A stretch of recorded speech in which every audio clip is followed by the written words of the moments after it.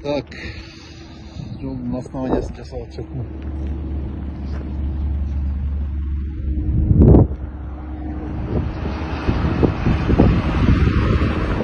15740'dan 2 экскаватор. Мына уже бул жерде 4 серпантин бар.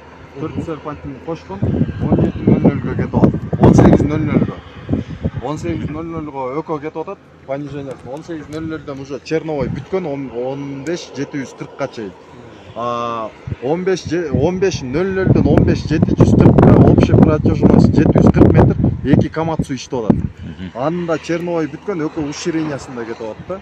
Ошондо 3 километр черновой бүткөн. 3 километрин черновой бүткөн. 15:00-дөн 18:00-гө чейин черновой бүткөн. Азыр только понижение, уширениясын кетип атышат. Экскаваторлар. Перевал, биздин перевал 15:740-да, перевалдын чокусу, то что коридор боло турган жер 4 метр понижениясы менен. Ал жерде 15:00-дөн перевалдын өзүнө 2 экскаватор кубалап келип атат. Перевалдын өзүнөн 18:00-гө ылдыйкы серпантинге 2 экскаватор кубалап кетип атат. Мына бүгүнкү күндө уже 3 серпантин түшүрүштү.